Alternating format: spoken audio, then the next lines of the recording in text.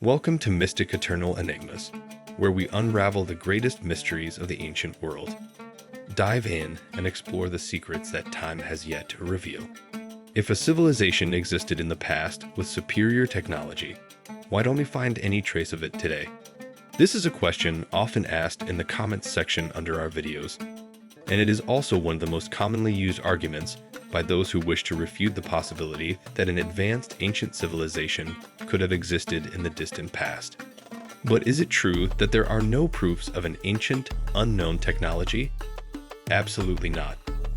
We have many pieces of evidence supporting this theory, and the fact that they are dismissed superficially by official research, not considered, or explained away with fanciful hypotheses outside any logic does not mean that these proofs do not exist. However, to help you understand what this is all about, and that it is not the result of speculation or fanciful theories, today we will visit one of the most mysterious places on our planet and present you with a series of elements and empirical data that we are sure will not leave you indifferent. But before we embark on this fascinating journey, as we always do, we invite you to subscribe to the channel to support our work and to not miss our new videos. Egypt is, par excellence, the most mysterious land on our planet. Much has been written about its pyramids, and we ourselves have dedicated several videos to the subject.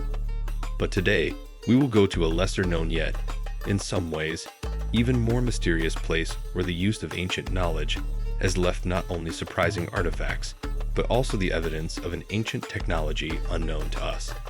We are talking about the Serapeum of Saqquara, an archaeological complex located in the necropolis of Saqquara, about 30 kilometers south of Cairo.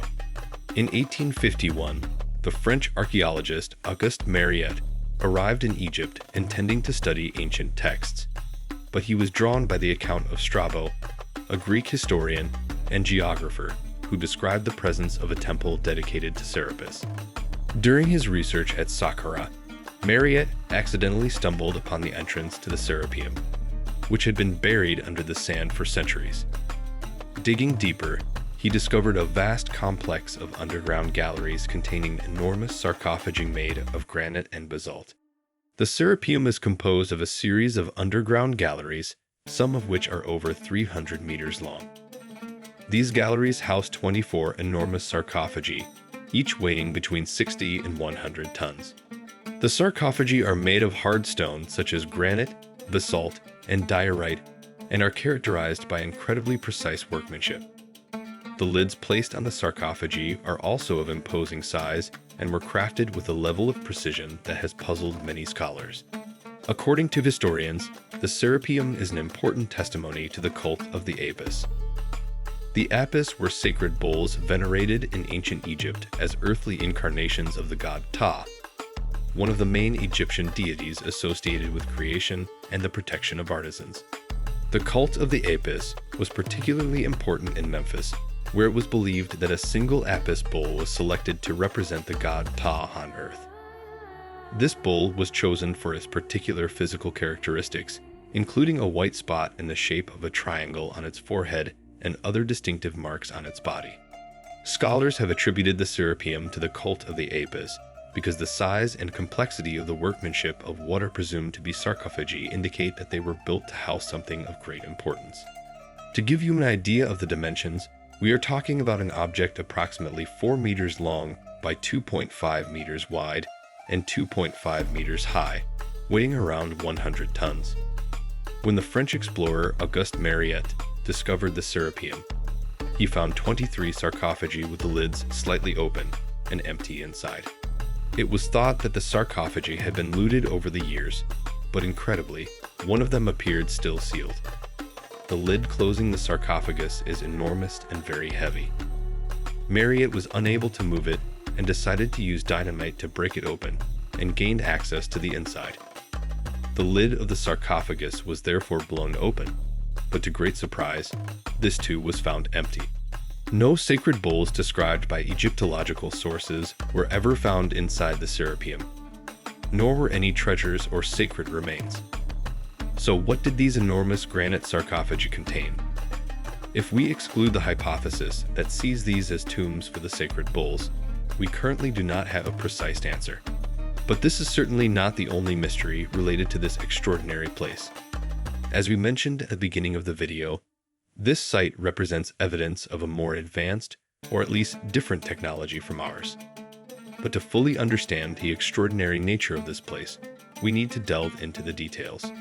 As we said, the sarcophagi are large and extremely heavy. The site's discoverer, Auguste Mariette, was unable to move the lid of the only still sealed sarcophagus and had to use dynamite to open it. But what puzzles researchers is that these enormous artifacts are positioned in niches dug into the ground, often at a lower level than the main floor. Some of these sarcophagi have been left in the middle of the corridors as if they were abandoned there in haste, almost completely blocking the passage.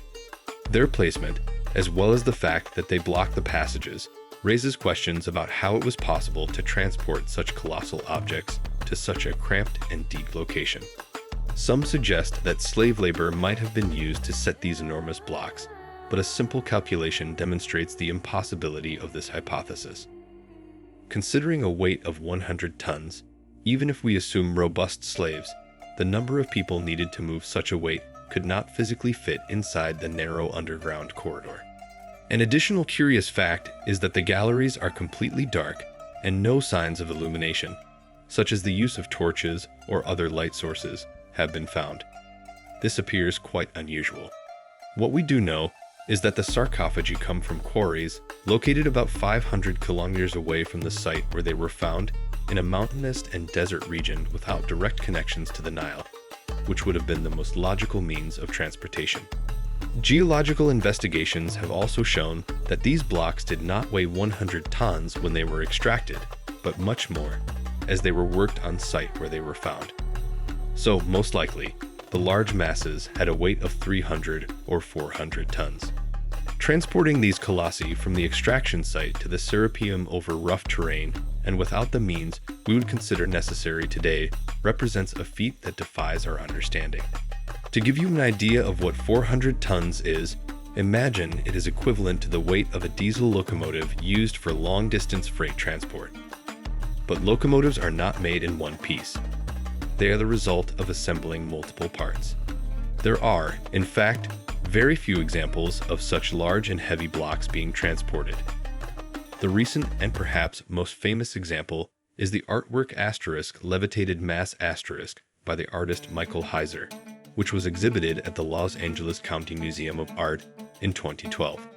The work, an enormous boulder weighing about 340 tons, was extracted from a quarry in Riverside, California, and transported about 160 kilometers to Los Angeles. To transport this enormous block, a special truck with 176 wheels and over 60 meters in length was built. The transport operation lasted 11 days and required the closure of roads and the use of very complex logistics. So, it is inevitable to ask how this ancient people managed to transport such massive stones from the quarry to the final site, and, as if that were not enough, once worked on site, placed them in extremely narrow underground tunnels. But even the work done near the site was certainly not a simple operation because, upon close examination of the sarcophagi, some very interesting elements emerge. Looking inside these artifacts, one immediately notices incredibly precise workmanship. The inner walls are perfectly parallel and flat to the point that not even a ray of light can pass through when a laser is placed close to the corners. Furthermore, the lid rests with such precision that it almost creates a watertight seal. How was it possible to achieve such precision using only the tools of the time? Clearly, in those years, they did not have diamond blades or metal alloys hard enough to work such stone. According to official reconstructions, the ancient Egyptians only had copper and bronze tools, materials that are relatively soft and therefore insufficient to carve granite. According to reconstructions, they would have used natural abrasives, such as quartz sand, to work the sarcophagi. To understand this concept well, we must refer to the Mohs scale, which measures the hardness of minerals. This scale classifies materials based on their ability to scratch other materials, ranging from 1, where we find talc, to 10, where we find diamond. Granite, the material of the sarcophagi, is placed between 6 and 7 on the Mohs scale. while copper is placed at number 3. It is important to remember that the Mohs scale is an ordinal scale, meaning that diamond, which occupies position 10, is not 10 times harder than talc, which occupies position 1, but much more. The values are simply placed in order of hardness. The scale arranges materials so that a material with a higher number can scratch a material with a lower number. Therefore, between copper, which occupies the 3rd position on the scale, and granite, placed between the 6th and 7th positions, there is an enormous difference in hardness that makes it impossible for copper to scratch or polish granite. Is it possible, then, that the ancient Egyptians managed to create such precise artifacts using only abrasive sand to work granite? Another very interesting element concerns the interior of these sarcophagi. The inside appears shiny and polished, almost like a mirror. These surfaces present a uniform finish, and there are no obvious tool marks. The finish is so precise that modern scholars have difficulty explaining how it was achieved. This attention to detail, combined with the enormous size and difficulty in working the materials, suggests that the creators of these sarcophagi had access to a much more advanced technology than what is officially recognized. But the mysteries do not end here. Many details do not fit the explanation of the sarcophagi as simple tombs for sacred bulls. The precision in their manufacture is so high that it almost seems to have been created by a machine, and there is no indication of where these sarcophagi were created. If they were built directly on site, how was this done in such confined spaces, without light, and with such precision? If they were built elsewhere, how were they transported and then positioned underground? There are also other inexplicable elements, such as the absence of inscriptions. Normally, we would expect such large and important artifacts to be decorated with inscriptions or symbols, but this is not the case. If they were intended as tombs, the absence of inscriptions is an anomaly. The absence of any decoration or hieroglyph suggests that their purpose may not have been funerary at all. To summarize, what we know for certain is that the Serapeum is a complex that challenges our understanding of the technological capabilities of the ancient Egyptians. The colossal size of the sarcophagi, their precise workmanship, the mysteries of their transportation, and the fact that they were found empty all suggest that these artifacts served a purpose different from what is officially recognized. We are faced with a series of questions that remain unanswered. But one thing is certain. The Serapeum of Saqquara is a place that still holds many secrets, waiting to be revealed. So, what do you think about the Serapeum of Saqquara and the hypothesis of advanced ancient technology? Do you believe that an unknown civilization could have existed, one with technology far superior to that of the ancient Egyptians? Thanks for watching Mystic Eternal Enigmas. If you enjoyed this video, don't forget to hit the like button, share your thoughts in the comments, and subscribe for more deep dives into history's greatest mysteries. See you in the next adventure.